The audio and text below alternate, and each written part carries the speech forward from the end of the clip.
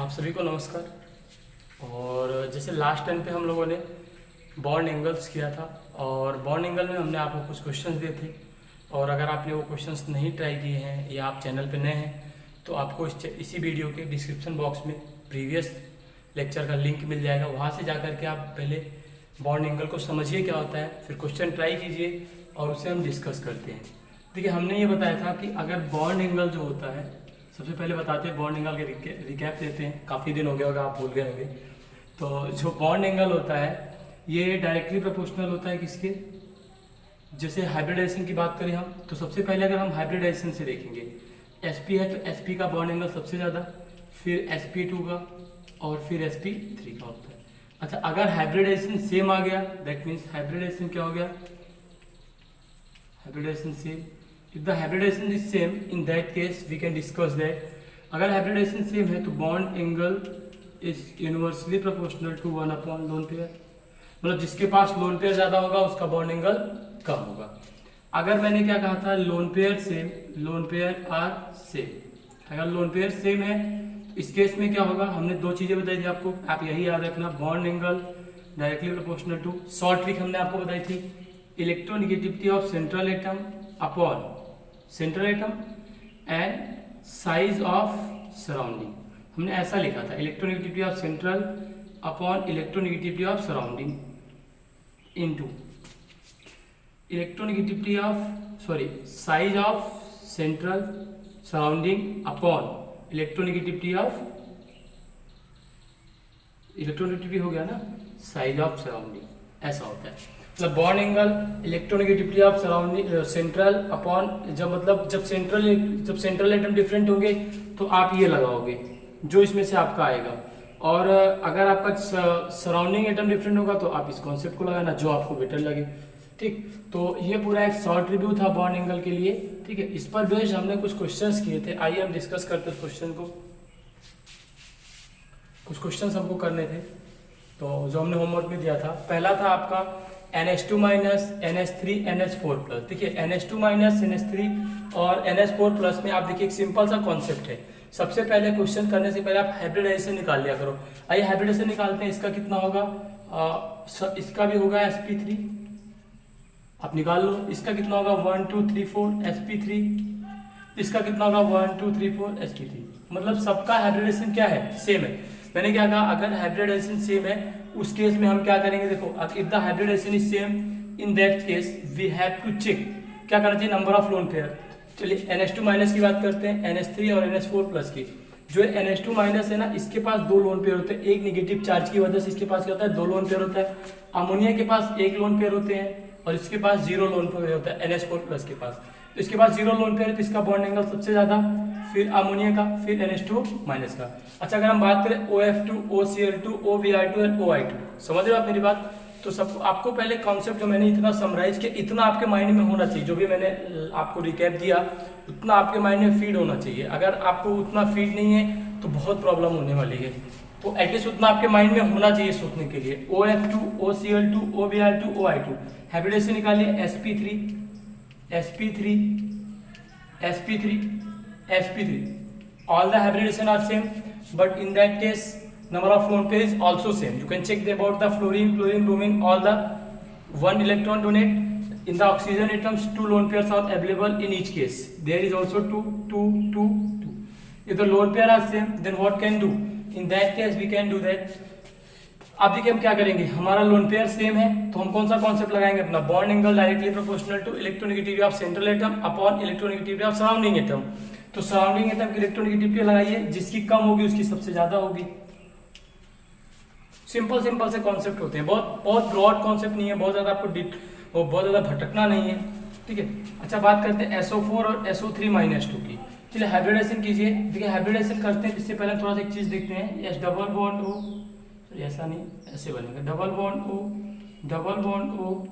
O minus, zero lone pair 1 2 3 4 sp3 hybridise, SO3 minus, S double bond O क्या SO3 minus 2 है ना। देखिए O minus और एक लोन पेयर होता है। अब तो आपको समझ में होगा सर, बिल्कुल हाँ, चमका। देखिए 1 2 3 4 क्या हुआ, sp3 1 2 3 4 sp3 both are the sp3। हाँ, क्या देखेंगे अब हम इसमें इलेक्ट्रोनेगेटिविटी का कॉन्सेप्ट नहीं लगेगा, क्योंकि sp3 के बाद हम सबसे पहले लोन पेयर देखते हैं, मतलब हाइब्रिडाइजेशन के बाद हम लोन पेयर देखते हैं। चलिए सर देख लेते हैं 1 2 3 4, इसका मतलब जिसके पास लोन पेयर उसका bond angle come, that means SO4 minus का ज्यादा हो जाएगा SO3 माइनस 2 से। NO2 माइनस, NO2 प्लस और NO3 माइनस, इसके केस में हम कैसे करेंगे चलिए देखते हैं जरा। देखिए इसके केस में करने के लिए हमको क्या होगा, NO2 माइनस हाइब्रिडेशन निकालिए, N double bond O minus, देखिए ऐसा N double bond O minus, एक lone pair, NO2 plus N double bond O double bond O, zero lone pair, NO3 minus N double bond O minus, ये होता है।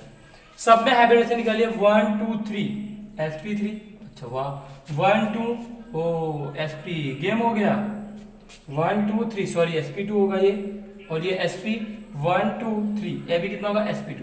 एक बात तो आपको दिख रही है कि सर मुझे चमक चुका है, sp हाइब्रिडेशन सबसे ज्यादा डिफरेंट, तो देखो सबसे ज्यादा किसका होगा, सबसे पहले हम देख लेते हैं NO2 प्लस का सबसे ज्यादा होगा। अब हमको देखना है NO2 माइनस और NO3 माइनस में किसका ज्यादा होगा। देखिए NO3 माइनस का हाइब्रिडेशन sp2 है, जीरो लोन पेयर है, लेकिन इसके पास एक लोन पेयर है, there is one lone pair available in the NO2 minus, in that case we can see that zero lone pair is available, that means its bond angle will be maximum and the bond angle of NO2 plus is maximum and the bond angle of NO2 minus is also less, and this one is the, ये question आपका mains में पूछा जा चुका है। ठीक है, mains के पहले AI-EEE भी हुआ करता था, तो आप लोग जो टॉपिक हम डिस्कस करें उसके प्रीवियस ईयर के क्वेश्चन भी कीजिए, और आपको कोई भी डाउट्स आते हैं तो आप मुझे मैसेज कर सकते हो, हमारे टेलीग्राम चैनल पे आप डायरेक्ट हमको भेज सकते हो, या अगर आप वहां से नहीं भेज पाते हो तो जो है आप कमेंट बॉक्स में करके बता दीजिए। ठीक है, कोई भी प्रॉब्लम आती है आप मुझे बता सकते हैं, ठीक है, उसे हम एक्सप्लेन कर लेंगे। चलिए अब हम बात करते हैं CH4 CF4 CI4 CI5, most important question, और जिसका सही हुआ हो एक बार कमेंट बॉक्स में जरूर करके बताइएगा कि सर मेरा सही हुआ है। मैं देखना चाहता हूं किसका सही हुआ है किसका नहीं सही हुआ है। I think most of the 90% chance ये है ना, 99% चांस ये आपका गलत हुआ है, पर 1% चांस ये है कि देखते हैं, बताइएगा जरूर अगर सही हुआ है तो।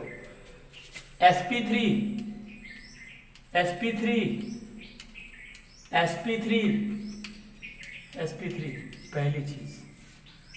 दूसरी बात, सर वो क्या, हाँ लोन पेयर भी नहीं है। अरे भाई जब लोन पेयर है ही नहीं तो देखना किस बात का, और जब लोन पेयर नहीं है तो सबके बॉन्ड एंगल क्या होंगे,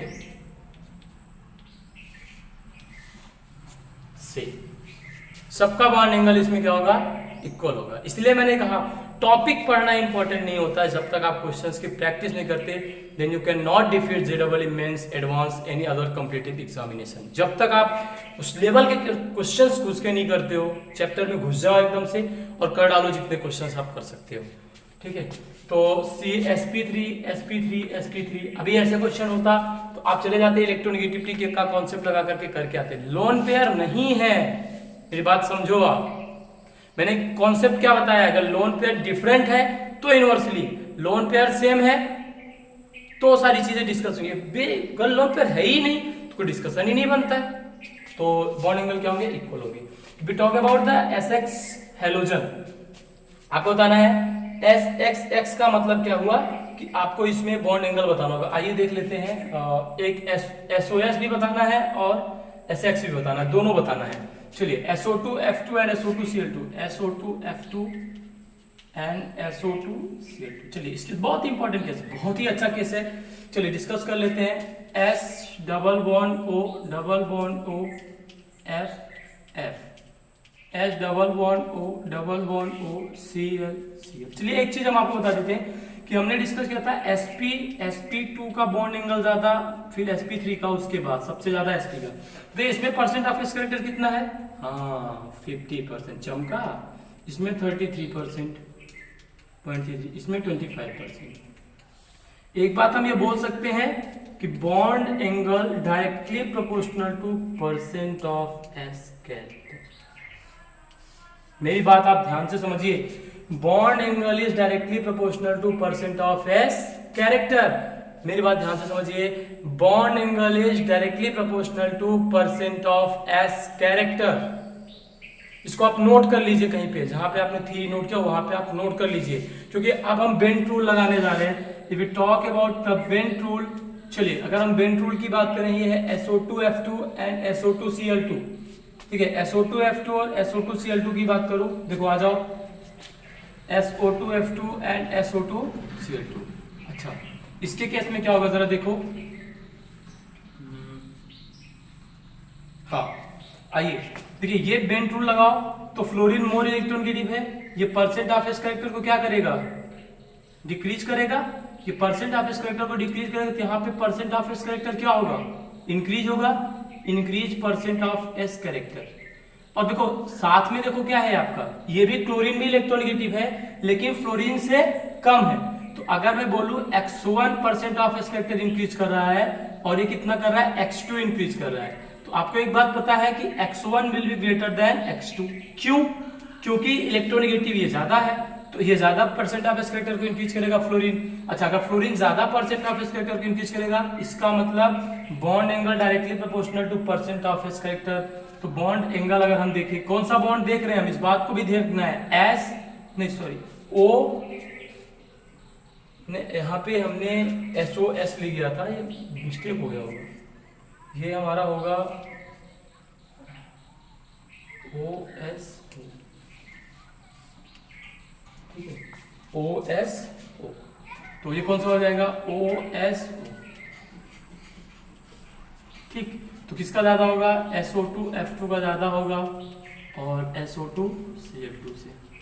अच्छा, जब आपसे वो SO2, अब आपसे कौन सा पूछ रहे, देखो हेलोजन, S हेलोजन, मतलब हेलोजन सल्फर हेलोजन के बीच पूछ रहा है। इस केस में आप क्या करोगे, देखो यहाँ ये वाला बॉन्ड एंगल आपको बताना है, ये वाला बॉन्ड एंगल बताना है। देखो अब क्या होगा, अब आप किससे करोगे, हाँ बिल्कुल सही, अब आप करोगे bond angle directly proportional to size of surrounding atom. तो इस केस में किसका ज्यादा होगा, SO2Cl2 is greater than SO2F2।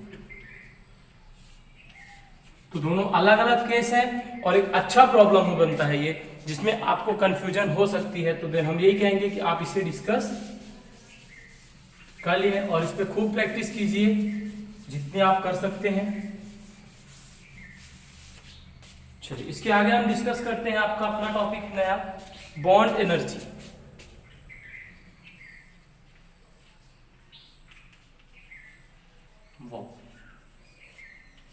One of the most important topic of this chapter, and that is the last bond parameter we will discuss from the last 1 month। ये 1 month तो हो गई है, ये लास्ट पैरामीटर है आपका bond energy. Bond energy क्या होता है, आइए इस पे बात करते हैं। देखिएगा, the amount of energy, the amount of energy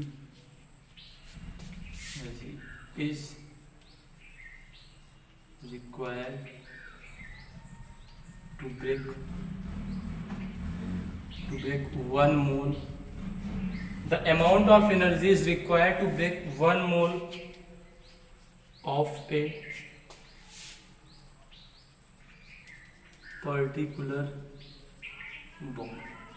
क्या कह रहा है कि the amount of energy is required to break 1 mole of a particular bond। तो आपको बताना है पर्टिकुलर बॉन्ड टाइप से, ठीक है।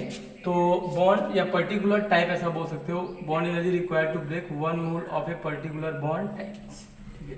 तो इसके केस में हमने एक ऑलरेडी डिस्कस कर रखा है, bond order is directly proportional to bond energy and bond order bond energy के डायरेक्टली होता है। मेरी बात समझिए आप, बॉन्ड एंगल क्या होगा, बॉन्ड एनर्जी के ज्यादा डायरेक्टली होगा और इनवर्सली किसके होगा, बॉन्ड एंगल के, बॉन्ड लेंथ।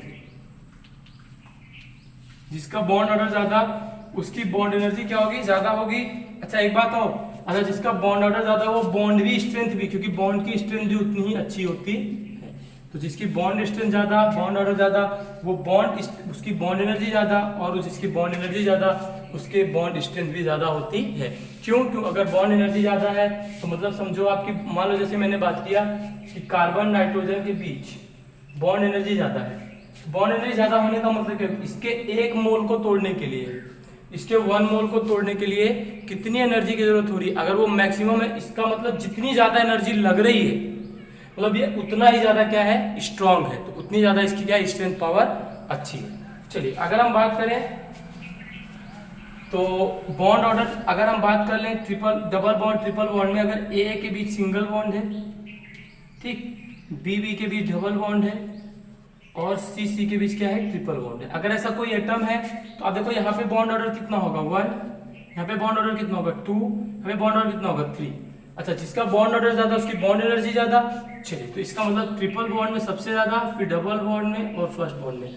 एक बात हम ये बोल सकते हैं इसी के साथ कि ट्रिपल बॉन्ड की बॉन्ड स्ट्रेंथ जो होती है वो डबल बॉन्ड से क्या होती है, ज्यादा होती है, और डबल बॉन्ड की जो बॉन्ड स्ट्रेंथ होती है वो सिंगल बॉन्ड से ज्यादा होती है। कुछ हम एक आपको बोलना चाहते हो वो लिखिएगा। Bond energy of a single bond, bond energy of a single bond for lithium sodium second and third period element, second and third period element. बहुत ही इंपॉर्टेंट टॉपिक है, bond energy of a single bond for second and third period element. अच्छा, अगर हम बात करें carbon carbon की, nitrogen nitrogen की, carbon nitrogen, oxygen and oxygen. अब आपको इस केस में बताना है किसकी बॉन्ड एनर्जी ज्यादा होगी। अच्छा, एक चीज और देखिए, फ्लोरीन भी ले लो आप। यहाँ पे ऑक्सीजन 2 बॉन्ड बनाएगा ना, तो 2 लोन पेयर अवेलेबल होते हैं। फ्लोरीन के पास 3 लोन पेयर होंगे, तो और नाइट्रोजन के पास 1 लोन पेयर और कार्बन के पास 0 लोन पेयर। तो देखिए इस केस में क्या होता है, जिसके पास लोन पेयर ज्यादा होता जाता है, जिसके पास लोन पेयर बढ़ रहा है। अच्छा, लोन पेयर बढ़ने से एक चीज ये होता है कि आप देखो लोन पेयर बढ़ेगा तो बॉन्ड एनर्जी क्या होती जाती है, कम हो जाती है, क्योंकि लोन पेयर रिपल्सन होता है। ठीक है, तो देखिए लोन पेयर रिपल्सन की वजह से अगर हम बॉन्ड एनर्जी हम देखें तो सबसे ज्यादा इसकी होती है, फिर इसकी होती है और फिर इसकी होती है। तो मतलब आपको ये ध्यान रखना होगा, कार्बन कार्बन की जो बॉन्ड एनर्जी होती है वो सबसे ज्यादा होती है, फिर नाइट्रोजन नाइट्रोजन की होती है, फिर ऑक्सीजन ऑक्सीजन की होती है और फिर फ्लोरीन फ्लोरीन की होती है। अच्छा, इसके आगे अगर हम एक और चीज डिस्कस करें, इसके जस्ट डाउन द पीरियड में हम जाए, इसी पीरियड में हम जस्ट डाउन जाए तो क्या होगा, सिलिकॉन,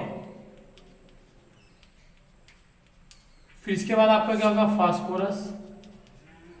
ठीक है, ये फास्फोरस है आपका, और इसके बाद यहाँ पे क्या है, फास्फोरस के बाद ऑक्सीजन, सल्फर, और इसमें क्या होगा आपका, सल्फर के बाद ये फ्लोरीन है, फ्लोरीन के बाद आपका इसमें क्या आएगा, क्लोरीन। हाँ, चलिए क्लोरीन की बात कर लेते हैं। फ्लोरीन के बाद आपका क्या होगा, क्लोरीन,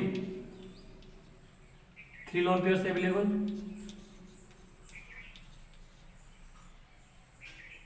अब आपको इसके केस में बताना होगा किसका ज्यादा होगा। देखिए मैं आपको बता रहा हूं कि जब हम इसके केस में जाते हैं, कार्बन सिलिकॉन नाइट्रोजन नाइट्रोजन, देखिए इस केस में क्या होता है कि आप यहाँ पे जाओ, यहाँ पे आप एक चीज बता सकते हो कि जैसे जैसे हम नीचे आ रहे हैं साइज क्या हो रही है, बढ़ रही है। अच्छा, अगर साइज बढ़ रही है तो इस केस में क्या होगा, इसका ज्यादा होगा, होगा कि नहीं बताओ।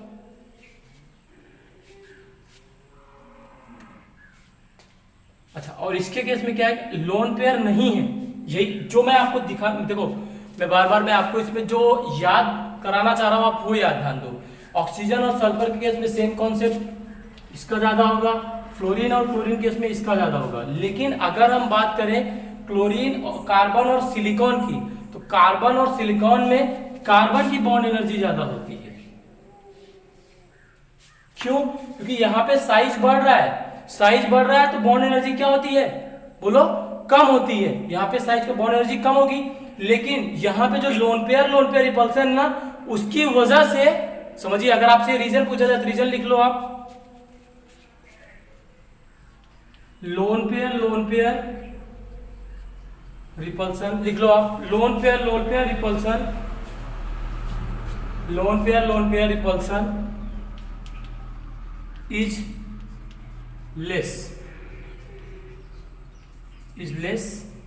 Loan pair repulsion is less due to, सही लिख रहा था, due to increase in size. देखिए जब हम क्वेश्चन करने जाते हैं तो हम क्या करेंगे, हमारे मन में ये वाला ट्रेंड बैठ होता है, ये सही है, लेकिन यहाँ पे जो लोन पे रिपल्सन होता है वो कम हो जाता है साइज बढ़ने की वजह से, इसलिए बॉन्ड एंगल क्या होता है, इसका ज्यादा होता है, फिर इसमें इसका ज्यादा होता है, फिर इसमें इसका ज्यादा होता है, लेकिन इस वाले केस में कार्बन का होता है बॉन्ड एनर्जी। तो आप ध्यान रखना इसकी बॉन्ड एनर्जी सबसे ज्यादा कार्बन सिलिकॉन में कार्बन की होगी, फिर नाइट्रोजन फास्फोरस में नाइट्रोजन की बॉन्ड एनर्जी ज्यादा होगी, ऑक्सीजन सल्फर में सल्फर की बॉन्ड एनर्जी ज्यादा होगी, फ्लोरीन में क्लोरीन की बॉन्ड एनर्जी सबसे ज्यादा होगी। तो सेकंड पीरियड मतलब कुछ ये ऐसे देखो, बॉन्ड एनर्जी का कोई स्पेसिफिक टर्म नहीं, जो आपको कैलकुलेशन करनी है इसी पे बेस करनी है। यहाँ पे मोस्ट ऑफ द चीजें आपको प्रैक्टिकल बेस्ड होती है, मतलब वो ऑलरेडी कैलकुलेटेड है और उसी को आपको फॉलो करना है, आपको वो याद रखना पड़ेगा। ठीक है, आइए बात करते हैं।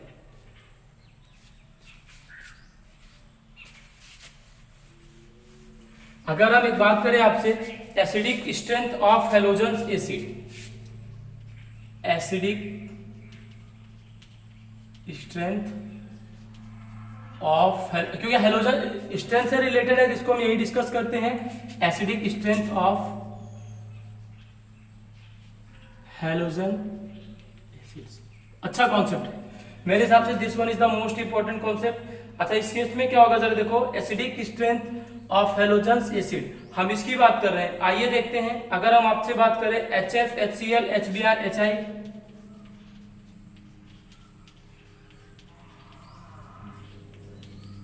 चलिए बताइए क्या होगा। अब यहां पे थोड़ा सा आपको ध्यान देना होगा। देखिए अगर हम अपने एक्सपेक्टेशन करें तो किसका ज्यादा होना चाहिए, HF का, फिर क्लोरीन का, फिर ब्रोमीन का, फिर आयोडीन का। मतलब अगर हम acidic strength of halogens acid बात करें तो क्या होगा, इसका ज्यादा होगा। लेकिन अगर हम बात देखें इसकी एक्चुअलिटी देखें, HF, HCl, HBr, HI, HF, HCl, HBr and HI, इस केस में क्या होगा सर, देखो साइज बढ़ रही है, हाँ साइज बढ़ रही है। अच्छा अगर साइज बढ़ रही है तो क्या होगा बताइए, बॉन्ड एनर्जी बढ़ेगी, लगता है बढ़ेगी। क्या बढ़ेगी, इस पॉइंट पे आप थोड़ा सा गौर करिएगा, ये आपके लिए छोड़ रहा हूं। मैं कह रहा हूं साइज बढ़ेगा तो बॉन्ड एनर्जी बढ़ेगी या घटेगी, मैं यह लगा के बोल रहा हूं। ठीक है, दोनों कॉन्सेप्ट है, आप थोड़ा सोचिएगा। और जो एक्चुअल फैट आता है ये आता है HI, HBr, HCl, HA, ये आप याद रखना। ठीक, ये होता है। तो इसीलिए क्या होता है यहाँ पे जो बॉन्ड एनर्जी होती है, साइज देखो रीजन आप ये समझो, साइज बढ़ता है तो बॉन्ड एनर्जी क्या होगी, कम हो जाएगी। और जो यहाँ पे देखो मैं आपको बता दिया, आपने सोच लिया होगा, यहाँ पे जो HX बॉन्ड है, H और हैलोजन का बॉन्ड है, इजिली ब्रोकन।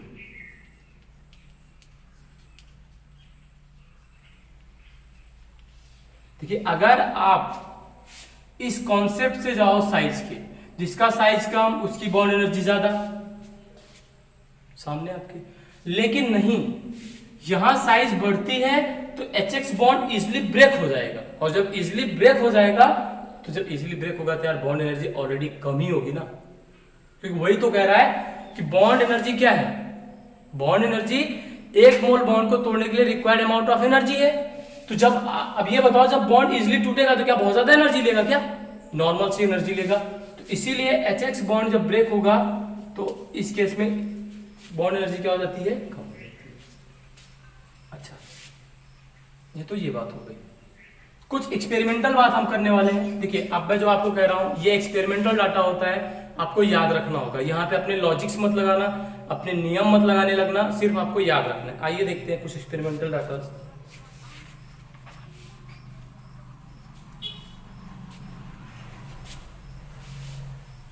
देखिए अगर हम हैलोजेंस की बात करें, fluorine fluorine, chlorine chlorine, bromine bromine and iodine iodine, देखिए सबसे पहले हम बात करते हैं, अगर हम बात करें हैलोजन्स में, फ्लोरीन फ्लोरीन, ठीक है, इसकी बात करते हैं, chlorine chlorine, bromine bromine and iodine iodine. अगर इसकी हम बात करें तो देखो कुछ ऐसा आएगा साइज की वजह से। दैट मीन्स अगर हम बात करें, हम जो बात करें मतलब हम कर रहे हैं अपने अकॉर्डिंग, मेरी बात समझ रहे हो, ठीक है।